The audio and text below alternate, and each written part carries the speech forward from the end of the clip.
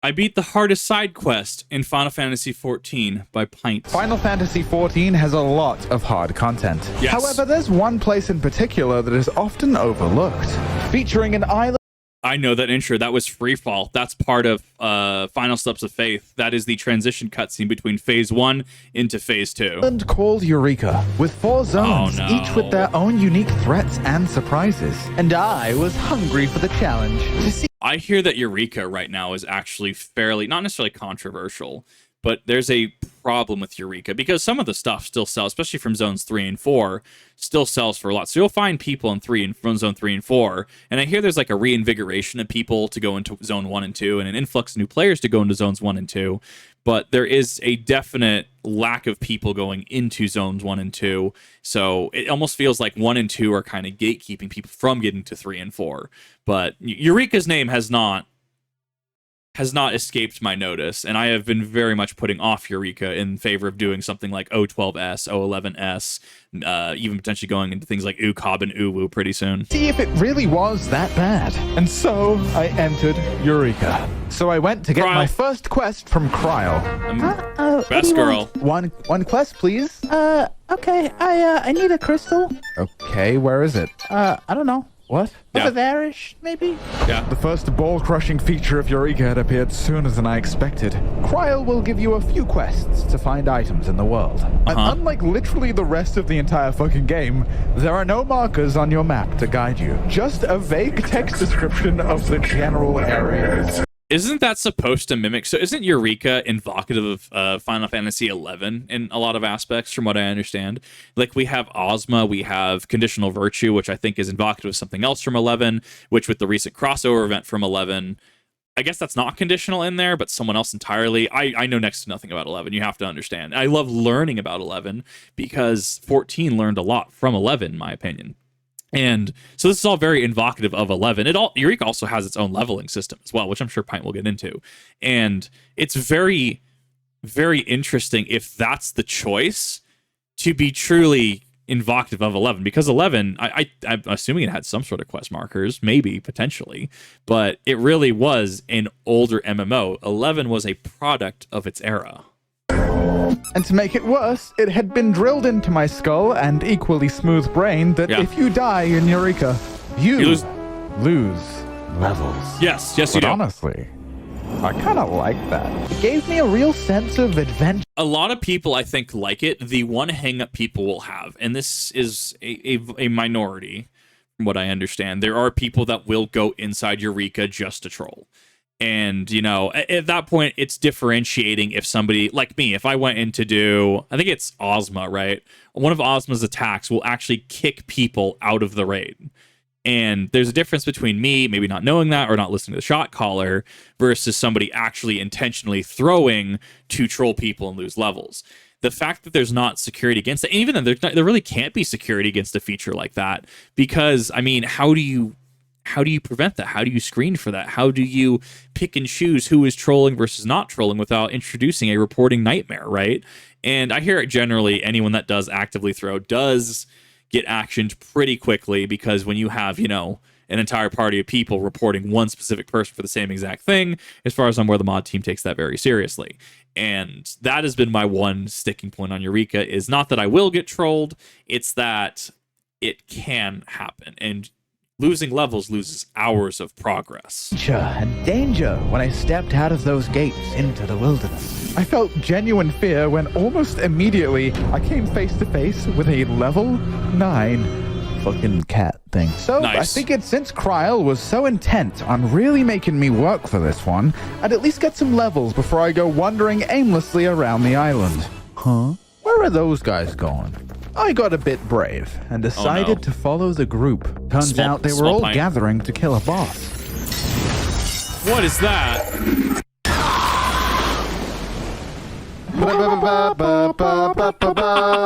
Oh, that's a lot of XP. I came up with a plan, so I didn't have to do any of that disgusting work. I would sit AFK, wait for a boss to spawn, and then run to it to freeload off of the effort of others. And if you're one, I feel that there might be a Discord for that, actually. I know, what is it, Hunt Trains? There's a Discord for hunt trains. So if when a hunt train pops, there's a Discord for Odin as well, right? ARR Odin. Whenever his overworld fate pops, there's Discords that will notify you. I mean, I have one similar for Vex incursion zones on Neomuna and Destiny, right? There are Discords whose entire purpose is that. So I'm assuming there would be one for Eureka and Eureka fates like that. It wouldn't surprise me at the very least, but it is also high risk, high reward as well. I mean, if you're under leveled and the party itself wipes, I mean, you're in danger of losing all that progress as well, is how I could see that going down. It's very interesting to consider, though. Wondering if that's morally correct, then let me put your mind at ease. I didn't feel bad about it at all. But I still had to sneak through the jungle, past a lot of high-level mobs, and the extra risk made exploring so much more rewarding. What will I see over this horizon? I hope it doesn't kill me. And after a couple weeks, I was making some good progress. My strategy got me levels fast, which made Kryle's quest a lot easier. And thanks to my immense effort, I had enough crystals to instantly upgrade the sword to max level. Don't you just wanna... Now look, I was enjoying Eureka so far, but I didn't really have a reason to keep going. What's that? I had a flash. Financial incentive is a reason to keep going. I hear some of that stuff is lucrative. Well, I got my conditional virtue. I almost said conditional finality. That's Destiny. Conditional virtue. I got my conditional virtue pet for like 700 grand. Man, one of the best purchases I ever made on that market. No, the actual best purchase I made on my mark board was buying the Royal Luna Tender pet for like 70 grand on my server. Someone just listed that for like 70 grand. And I'm like, I'm picking this up, that this is happening. And I picked it up and now I have it. But no, it was, there is some lucrative stuff you can get if you get the drops. My friend was convincing me to quit WoW and start 14. He showed me zones. Cringe. He showed me jobs. Yawn. He showed me... Ozma. I know you won't all agree with this, but to me, it's the coolest mount in the fucking game. While everyone else is riding around on a horse or a cat, I'm pulling up to the roleplay club in my mathematical concept. So how... Ozma mount does go pretty hard. I think best mount is subjective. I think Cruise Chaser, but I mean, that's a paid mount technically, so let's exclude Cruise Chaser. Cruise Chaser's pretty good. Fat Cat's pretty good once again, a paid mount. In-game mounts, I mean, the 10th anniversary Phoenix goes pretty hard.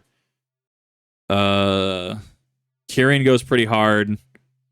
No, what is it? It's the Shadowbringer's like mecha dragon thing. That might be one of the best. But that being said, there is no replacement for just like showing up and you're just riding on Ozma mount. That is actually a very, very good mount. And for a lot of people, that's incentive enough. I mean, for me, it'd be incentive. Would a weary soul get Ozma? First, you must complete all 4 zones of Eureka. Then you must complete the Baldesion Arsenal.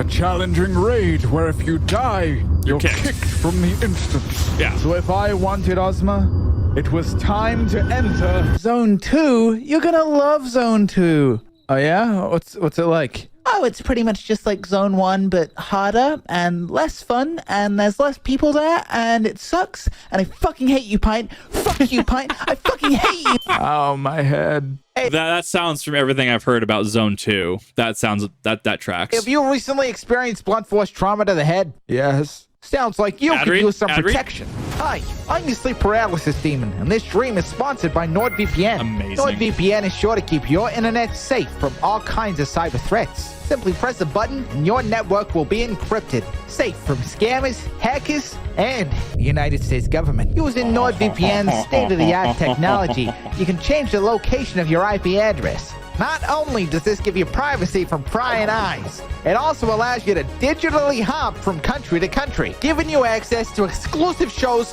from other regions. Not even the government's gonna stop me watching my animes. So give it a try. If you're not satisfied, Nord has a 30-day money-back guarantee. It's 100% risk-free. So if that sounds good to you, head over to nordvpn.com/pint for 4 months extra on a 2-year plan. Sign up now or I'll break your fucking kneecaps. Now if you'll excuse me... Wake up, wake up, wake up, wake up, wake up. I'm going to be honest, 9 out of 10. 9 out of 10 ad read. We go over some of the ads. It flowed together very seamlessly. I mean, I was able to pick up like, oh, this is going into the ad read. Very, very good, very thematic immersion break. And very thematic, segue back into, well, I guess out of and then back into the story. Very, very good ad read, I will say. I absolutely loved that. Thank you, Pint. This was Pagos. And Pagos sucks. It's known to be the great filter where everybody quits. Yeah. I heard that. which meant there was fewer bosses to leech off of. And worse, there's less people to help you if you die. But don't Yeah. worry, we'll talk about dying very soon. The layout is fucked. We got I hear that how you do this is that if you go down rather than respawn, I hear you put out a ping and someone tries to rush to you. And that might be specific to zone 1 or zone 3 or 4.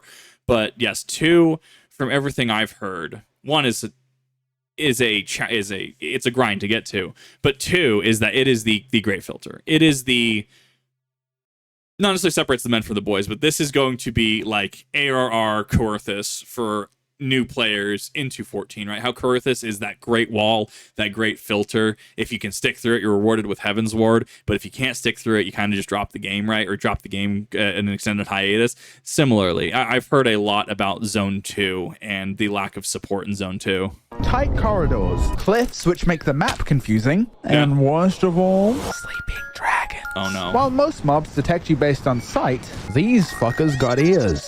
So you have to slow walk past them. I didn't know this. Oh, so no. when my dumbass was trying to Metal Gear around it, My strength fades and blood cools. Ready to lose my levels, I close my eyes and drift into dreamless slumber. you saved me. It turns out if somebody reses you before your death timer expires, Yeah. you don't lose anything. But it was becoming clear my freeloading tactic wasn't going to be enough this time. If I really wanted that delicious reflective ball, Orb, if I you will. would have to grind mobs myself. But killing mobs That's such a strange thing, actually, now that I think about it, because most, like, I've been open about the fact that I got 90. Well, I skipped Red Mage to 80 for catch-up bonus, but I got 90 Black Mage in A Realm Reborn. You know, we finished Stormblood, and I had Red Mage, Black Mage, Samurai, and Ninja all at 90. And then going into Shadowbringers, I mean, I have Warrior at 92. Like, roulettes have been incredibly lucrative. As somebody that is, you understand that I'm coming from the RuneScape side of things, where if we see something that gives you slightly more EXP, right, like two EXP more, and we can grind it, oh boy, we're going to grind that. Oh my god. Like, RuneScape is next. The amount of time I have spent outside of Falador, AFK, chopping vines. We're just going to say that. Just chopping vines, right? So naturally, yeah, I want to do cool content. I want to, the RuneScape equivalent is going to be, I want to do Tezcall Zuck. I want to do Karapak. I want to do God Wars Dungeon 2. I want to do a lot of this cool, fun stuff. But getting that grind is where I get the, and also you have to understand my game starts at 90 just cause, and I guess 100 coming Dawn Trail, right? My game starts at max level. Do I have the finesse at 90/100 to do something like Ukob, to do something like Uwu, to do something like even like O12S, right? Do I have any finesse of doing that? Absolutely not. Once I hit max level, or once I hit the level that's required, that's when my game starts, because I have to learn the class. I have to experience the class. I have to immerse myself in it. I have to perfect and master the class. And even if I'm not perfect and master it, at least be competent enough to do the hardest content that I want to be doing. And I want to do ultimates and stuff. Absolutely. The Dragon Song Ultimate one, the axe for that, the warrior weapon, oh my god, I want it. It's going to be a long grind to get there, I assure you. My game starts at 90. So just clarifying that, because I know there's people that have been like, what do you mean you got 90 Black Mage and ARR? Yes, I did. Coerthus was rough. Roulette's helped. one at a time wasn't going to be enough for me. As much as I like being the really had to little kill wizard mobs. guy who casts the spells, I was hearing the call of my inner beast. Warrior? Are you tired of being nice? Don't you just want to go ape shit? Yeah. Warrior level boost. Here we go. Yeah, if I buy it in a video, it should be like a tax write-off. Technically. But definitely speak to your tax advisor on that. Like, yeah, I mean, so to be fair, I bought skips. I bought my Red Mage skip and I got my Dark Knight skip. There's nothing wrong with skips. So here's how I view it, right? And because I know this is going to be kind of a thing going into Dawn Trail, and really any expansion, from one expansion to the next, is people will story skip, people will get to these levels, and suddenly you're going to have a bunch of like Endwalker content or a bunch of, Shadowbringers content just filled with newer players, right? And that's not necessarily a bad thing. You have to have the mechanical understanding to back it up. If you, say for example, if I wanted to level skip Sage 10 levels, right? And I wanted to use my funny little Gundam funnel bits, right? And I wanted to just skip it to 80 because I didn't want to deal with it, or skip Astra to 80. My rule of thumb that I agree with, that has been, sentiment spoken to me, don't skip healers. Just don't. But tanks, DPSs, because as long as you can learn the class and you have the mechanical ability to pick it up, you have the mechanical ability to read your buttons or look at the optimal rotation and know how the rotation works, right? So for Black Mage, right, why do we start with Ice 3, right? Well, your top 3 crystals, the one that counts down, your top 3 crystals, that fills that with your blue, right? You get your blue Gatorade. And then why do we go, Ice 4 next? Well, why do we go Ice 4 sometimes over, Blizzard, right? Well, if you're in an AoE, you're going to use Blizzard. It gives you the bottom 3 crystals regardless, and it is AoE damage. But if it's single target, say you're on a boss, say for example Final Steps of Faith, right? Yeah, you don't necessarily need to use Freeze. You can use Ice 4, which will get you the bottom 3 crystals. Oh, well, what about and then at that point I'll go Thunder and I'll go Ice 1. Well, Ice 1 versus Fire 3, why wouldn't you just swap over? As far as I have been told, it is to refresh the ice buff going into the fire, and it offers that little bit of security in case maybe you have to move, right? Well, what about your ley lines placement? What about XYZ ABC, when should I be using my triple cast and that, right? Like, there's so much technical understanding in just Black Mage. But if you know how it works, just fine, buy the level skip. I think there's this weird stigma about people level skipping that I don't necessarily agree with. If you can do the content, that's all that matters, right? I say it in Destiny all the time. Can you clear the raid? Yes, no. Okay. That's fine. That's all I care about. I don't care if you're using Darcy. Can you do damage to Nezarec? Can you do damage to... I almost said Callus. Left Island's in the game anymore. Can you do damage to X? Can you do damage to Y? Can you finish this Grandmaster? Cool. Go for it. I literally do not care. And I think that 14's done a very good job of that. People generally are pretty just chill. Yeah. I deal so much damage. I have so many defensives. Yes. They can barely touch me. But even if they become a threat, and I'm on the brink of death. Raw intuition. Yeah. When you deal damage, recover health. This also is, what is it? It's battle ready or something like that. It's the green mitigation. You can even increase your HP gain by raw intuition and later bloodwetting even more. There's a reason I love Warrior. I'm just there, and I just refuse to go away. And people don't like unsynced content. Like, I have a buddy who doesn't like unsynced content. I actually just got my, what was it? A11S. You know what I'm talking about if you know what that raid series is. I just got my A11S solo. I had to pop home gang during limit cut, but it wasn't that awful as a warrior, but there's definitely I went in as 90 Black Mage. I didn't even get anywhere near that. Warrior is, and even Paladin as well, are just absolute kings. I have seen Paladin solo the second phase of O12S. I just barely got to soloing A11S. It's going to be a wild journey with me and Warrior and unsynced content.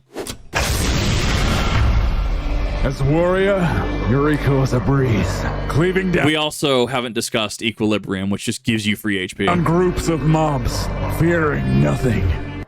Okay, maybe one thing. Trials quest sent me to some scary places, but I'm a warrior, remember? Yeah. I could even 1v1 the bosses now. Yeah. Warrior's Now, most nutty. people find this place easier because it introduces a new system called logograms. And what do they do? I don't know, it looks confusing, so I'd never ever use them ever. Now, I know all the Eureka commenters are going to be really mad about me not using them, but Warrior just worked. I decided to try and thug it out and beat Pyros as fast as possible. And in but a brief 2 days of gaming, I was done with the zone. And I didn't even die once. So what I'm hearing is I get to get my Warrior practice in for unsynced content, and I've gotten close to doing O12. O12 gets rough solo at 2 points. Not O12S, O12. One is the shield phase, where you have to crack the shield and then hit the OF behind the shield, right? And the other is when you have to hit both of them at the same time. I can't quite clear that yet. But this is a good excuse to get some Warrior practice in, because I'm already maxed, so why not? I died twice. The first one was to these brigands. But my second death happened all the way up north while I wasn't recording. I was genociding random creatures as usual when... Oh no. I screamed for help, but no one came. For minutes I waited until this woman showed up. Amazing. She rezzed me and I teleported away. Yeah. Only for her to be swarmed by the same mobs and subsequently die in my place. Oh. But worry not. We call that kind of a dick move. That's such a mood, though. I definitely ran back to her mangled corpse, raised her off the ground, kissed her on the forehead, and everyone in the zone clapped. And as stressful as it was, it made me realize that's what makes Eureka fun. The danger of the world offers a wholesome push towards cooperation. It kind of reminds me of the design philosophy of some other old MMOs. And although my time in Pyros was quite brief, it was probably my favorite zone in Eureka. Surely nothing wildly different will happen in the last zone. This place seemed different. There was a lot of people here, an unusual amount. However, well, considering how much some of the items in Zone 4 sell for, from what I understand, like, it doesn't surprise me that there's just a bunch of people here. It doesn't surprise me that Zone 4 was swarmed, which leads into the problem that we discussed at the start of the video with Eureka, where Zone 1, very, you know, pretty much anyone can get into. Zone 2, as Pint said, is kind of the great filter. You get into Zone 3, and yeah, the difficulty's, you know, kicked up a notch, but realistically, I mean, it has people in it, right? He was able to get a res fairly easily. And then Zone 4, everyone's here. So it's, you know, incentive to go back to the earlier zones and help players isn't necessarily existent other than the outside of dedicated groups, dedicated discords, etc., right?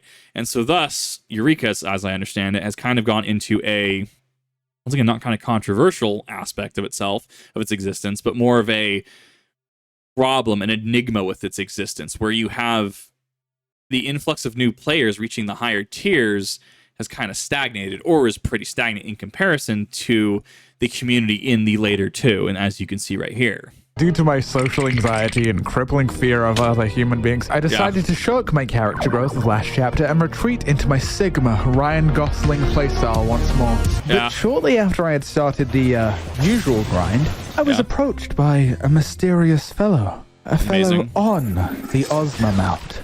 Hey, buddy, need some help leveling up? Oh, no. I appreciate the offer, but I don't want to be carried just because I'm famous, you know? Yeah, no, I've got no idea who you are. Exactly. I love it. And lucky for me, today they were doing a very special event. So as I understand it, I think I've actually ran into Cider Spider. I completely didn't know it at the time before I reacted to, Mad Because Small. But I know where Cider Spider plays. It's one of those that, like, I actually am starting to hide my server name on stream now because I had some silliness happen with my 14 account and my password, which for some reason ended up changing without my consent. So I'm a little, like, that's why I'm hiding it now. But most everyone knows what server I plays on, or probably knows what server Cider Spider plays on. At this point, it's more of less of a, you know, I don't want to play with people, and more of a protective measure that I take because I don't want my account getting hacked. I don't need, you know, someone to use my account as a bot and do a macroing thing, right? I don't need that. I don't need any of that. But it's always refreshing. And I'm still small enough that, like, literally people go, "Who are you, Kip? What is happening?" And when they see me running the world, right? I feel it would get a little odd if I get to a certain, like Pint's level of popularity, right? And suddenly people are just like, "Oh, it's Kip." And I'm just like, social anxiety go. And then I just solo unsync duties again, right? I can absolutely see that being a, like, yeah, I don't want to get carried because people know who I am. And so it's refreshing when someone's just like, I have no idea who you are. 4 hours where they were helping as many people as possible get through the raid. Yippee! So like the pillow princess I am, I went AFK while they leveled me up. And while the other zones took me a number of weeks to get through, I reached max level in Hydratos in 230 minutes. Wild. I'm lying. I don't know how long it took. And so much faster than I expected, I was ready to enter the Baldesion Arsenal. Oh, and by the way, the game actually makes you sign a fucking waiver to get into the... You just will not, isn't unimaginably punishing duty. Even the entry conditions will not easily be filled. An emerging triumphant will require teamwork, tenacity, time, knowledge, courage. That's actually really cool, though. I like this as a filter. Warning. The Baldesion Arsenal is an unimaginably punishing... Yeah. Tons of service, I accept. Then my new friends invited me to a group. And honestly, I was pretty nervous. Baldesion Arsenal, a challenging raid where if you die, you're kicked from the instance. All right. The way that I understand how Baldesion Arsenal goes, especially at least from the Discord standpoint, is that you will kind of sit in a call and people will just direct the raid. Like, people will just shot call, you need to be here, you need to be there, you need to be here. Head on down. Who was that? That, my friend, is none other than Big Motherfucking Green. The biggest fucking Chad in Eureka. He's the raid leader, and he's done this hundreds of times. And his help was going to be monumental. Getting into the raid is usually somewhat complicated. The raid group waits for a boss to spawn at a specific time of day, and then you kill the boss, which gives each player a buff, allowing them to click on a portal, and then 48 portals spawn all around the zone, and then you enter the raid. That kind of just sounds like I mean, very reminiscent of opening vault and Vault of Glass in Destiny, right? But I know this is way more complicated. Like the design ethos of it, right? Design logos, logic logos, right? The design logos of people need to work together to enter the raid is really kind of a relic that's been lost. I mean, even in modern Destiny raids, it's just like Vow of the Disciple, Gratz, you're here. Entering Root of Nightmare, Gratz, you're here. Climb your way up the funny, like, you know, light plant things, right? And it's really just interesting to go back in time and see this as a design where you had to enter the raid. You had to earn the right to enter that raid.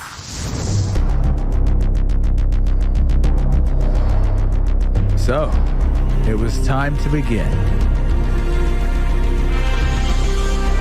Most of the mechanics in here were manageable, but would one-shot you if you got hit by anything. The raid splits into two groups and begins to kill the first bosses. And as simple as the mechanics were, I was quaking in my little boots. I was pissing and shitting myself. I did not want to die to the first boss. Then you make your way down this hallway, but wait! There's fucking landmines. Amazing. So Big Green goes on ahead to disarm them. And then it was time for the first real boss. Raiden has a few mechanics that, if it weren't for Big Green, would certainly result in some deaths. After a bit of horsing around, suddenly, a mechanic where you... Oh my god, I haven't seen that man horse meme in a couple months. Oh man. have to pay attention. Very sad. Aww. Then he starts casting a raid ride, and it's a rush to kill him before he kills you. It actually wasn't even close, and I was trying to hype it up for dramatic effect. More hallway. I mean, I actually am a huge fan of like raid wipe mechanics. I mean, as long as it's manageable, right? Like if somebody's AFK or somebody's asleep, right? Absolutely, you know, you should have the ability, the game should have the ability to say, nah, you failed this DPS check. It's when DPS checks are tight. That's the issue. Like, for example, if one person misses their rotation, right, then we could start talking about that being just harder content. But because there is the expectation of this here, because you had to sign, yeah, no, this makes sense, right? Effectively that that terms and conditions, right? I'm actually a huge fan of this here. They at least warned you in advance. And there is something triumphant about the first time I ever did, what is it? The Alliance Raid series for Heavensward. I can never remember the name of the last one. The last one, though, right? The final, I guess, technically two bosses, right? I can't say who because spoilers, right? The final two bosses of that raid instance, the DPS checks were tight the first raid group I went in. But every subsequent raid, every subsequent Alliance raid, we've absolutely just steamed through it. I just never get, never actually get that raid in Alliance queue. Crystal Tower queue, I mean.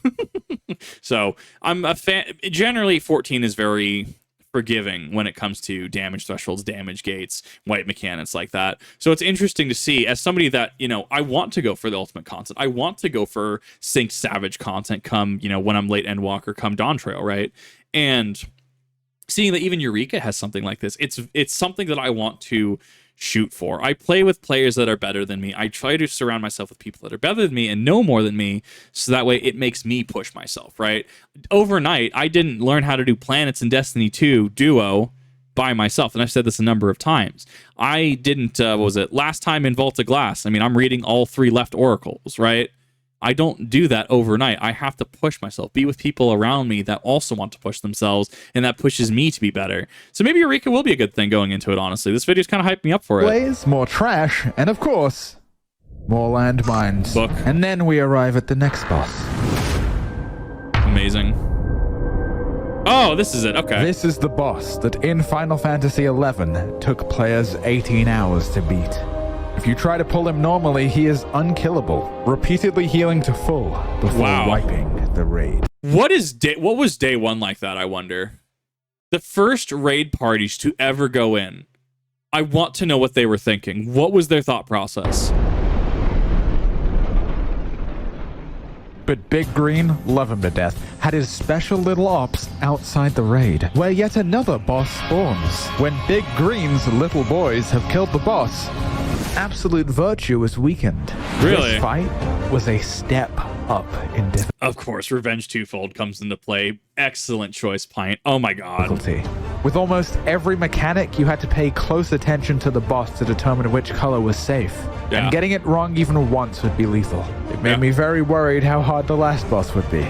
But in spite of all odds, we survived. Nice. Well, most of us. But there was still one fight left. The boss that would give me what I came for. Mount. Ozma itself. While Big Green was explaining the mechanics, I was kind of zoning out. But one thing did stand out to me. Ozma has a mechanic called Black Hole. And if you mess it up, Ozma will instantly suck you out of the raid. Yeah. And even if the party clears the fight, you would get nothing. Yeah, because you're out of the raid. You're ejected. And so the fight began. The first mechanics were pretty simple. And with Big Green's help, everyone made it through in one piece. But then I noticed a little debuff. And silly me had no fucking clue what it meant. In my confusion, I ran to the wrong spot, endangering the life of my dear friend, Jub the cat girl. Oh no. Yeah, and this tracks with what I've heard, where you will have the shot caller saying, you must stand in this place. Oh no. But I lived. Nice. Because I'm a warrior, remember? Yeah. Warrior tank Stay privilege. grouped up for 3 more attacks, and then we'll see our first black hole. This was it. If I fucked this up, it would be game over. I thought of my long, arduous journey, the supple hills and valleys of Eureka, and my fellow soldiers. A simple adventurer's quest for one shiny ball. And now all I had to do was complete this one mechanic. Move the buttons right now. We actually don't see Ozma's star form, because we see Ozma in, or at least I guess a type of Ozma, in the Alliance raid series for Heaven's Ward. What was it? Alliance series 2, right? The middle one. Like, I don't think we saw the there was no yeah, we saw the square, we saw the cube, we saw the pyramid, we saw the orb. We didn't see the star though.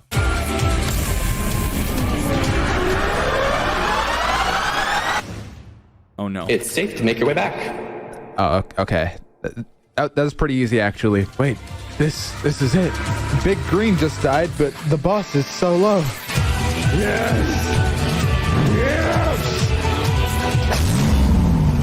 I mean, for someone like Big Green, not that I know first time hearing about Big Green, it's not necessarily the fact that he has to finish it. It's that other people can finish it. And I resemble that a lot. I love that. Just because, I don't have to last hit Nezarec. I don't have to last hit, O12S, right? If I can set people up to finish it, that's all that really matters to me. And that is my end game in 14. My end game to start running people through raids, to start running people into Savage content, start running content like this with others, maybe to get together statics. Like, that is my end goal. I love hard content. It's just finding the people to do it with. Finally. And improving myself. It's mine. And now I can do the thing. The thing. He's going to do the funny. Amazing. Please subscribe. Next video is going to be pretty big. See you in 2025. Amazing. No, this was awesome. I absolutely love this. This was... I love Pint's videos. He really has a way with it. I absolutely love his music choice in this. The Balezar's Wall track, the Revenge Twofold. A lot of these tracks were very, very well timed, very good. And this actually inspired me to want to eventually take up Eureka, because Eureka, I've heard, for all its issues, for all its flaws, a lot of people do like Eureka. And there's also money to be made there. So, Pint, thank you for this video.